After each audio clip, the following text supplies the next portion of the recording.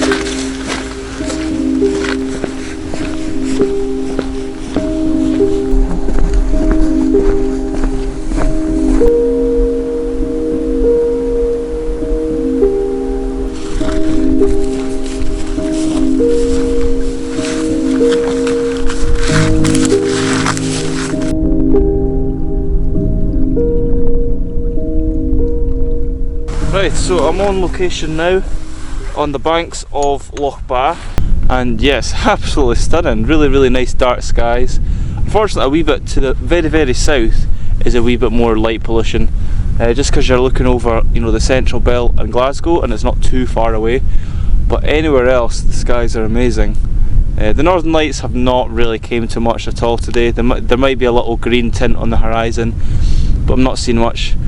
But I've came to this little location that I've been along the bank before and captured a shot, but along here there's kind of like a nice kind of U shape to the island, and there's loads of like rocks and bits of grass in the foreground. I'll kind of pop a bit of B-roll over, so it's going to be a really nice image with the Milky Way arch going over it and this kind of U shape in the foreground. So that's going to be really nice. I've not seen any meteors yet. I'm going to chat about meteor showers and what I think about some meteor showers, because I think the internet and media kind of hype up meteor showers a wee bit too much. There's only like 2 real meteor showers that I would go out for. This is just a wee bonus, I'm out anyway. But yeah, I've not seen any meteors so far, and I've been out for about 45 minutes.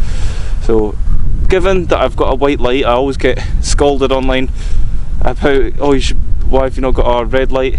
I mean, I'm looking at like a camera screen, I'm looking at my phone things for northern lights, which kind of ruins the night vision as well. I understand it's not the best, but sometimes if there's other people, I'll wear a red light, but it is pretty hard to keep your night vision when you're looking at a camera screen and your phone quite a lot as well. So anyway, I'm going to crack on, get everything set up and capture this nice Milky Way arch before the Milky Way core comes up.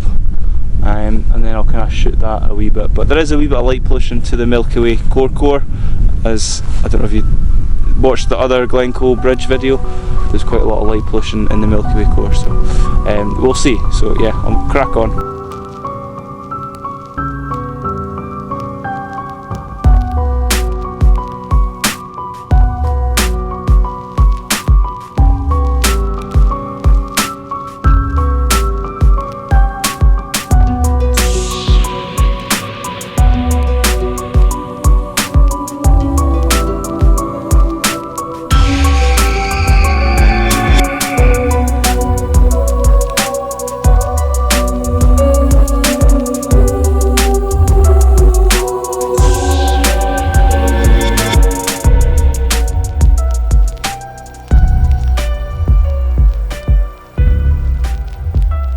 Right, so I've came along the bank now, just to another viewpoint, just to look a wee bit more south.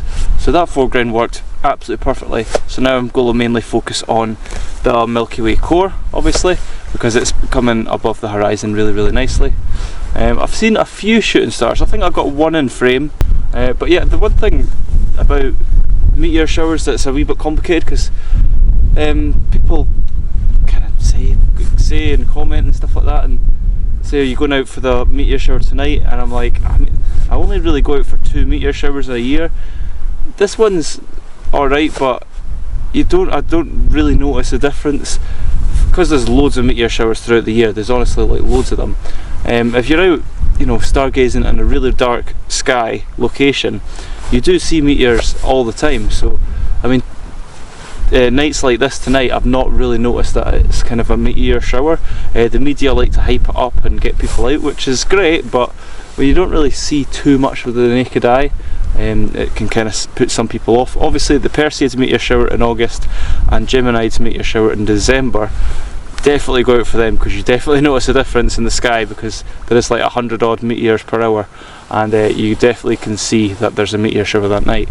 But little meteor showers like the Orionids and Lyrids and things like that, you don't really notice too much of a difference. I mean, I notice October's quite a good month for meteors, because there's a few minor meteor showers throughout the month, so in combination you get a wee bit more meteors, if that makes sense. But yeah, I mean, nights like this I wouldn't go out specifically for this meteor shower, just because you don't really see more with the naked eye than you would another night. Maybe I'm wrong, maybe I don't look at the sky properly, but yeah, I've not really noticed it too bad.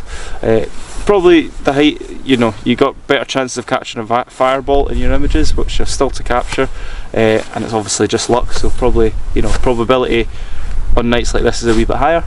But yeah, I'm just going to shoot the Milky Way, and if Lyrids meteors fly through the frame, then absolutely bonus. But yeah, let me know what you think, but I kind of only notice, you know, August and December. Perseids and Geminids is a bit different, and all the other meteor showers throughout the year are a wee bit tame, but that could just be me. Rightio, so dawn is about 45 minutes away, so I'm just going to kind of crack on with these images. Landscape portrait with more stones and kind of Scottish foregrounds in the foreground, so let's hope they turn out really nice.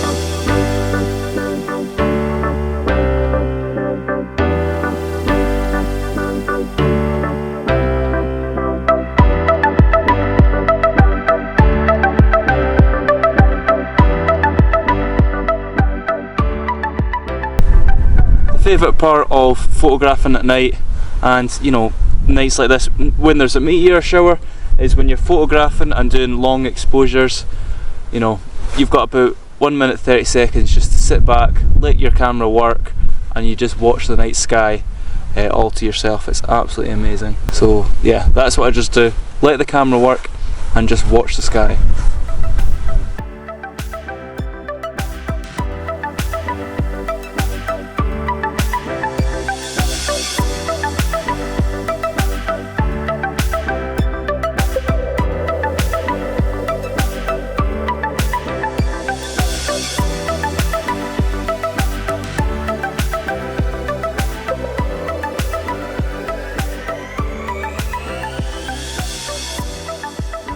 So that's me completed all my shots for the night, and I think they turned out really, really well. I saw a few more meteors, but nothing too extreme. What I'm going to do is just set up this camera, the 40mm 1.4, and just video the sky, and let's just see what it captures. I also did it with a 24mm whilst I was photographing.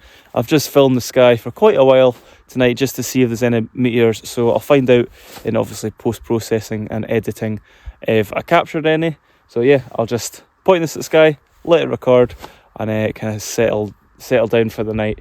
So thank you very much for watching. Hopefully the pictures are really nice. Let me know what you think about meteor showers and stuff, if you actually think they're kind of worth it. But it is a good excuse to get out. Any excuse to get under the night sky is always a win. So yeah, so hopefully the image has turned out well. Thanks for watching.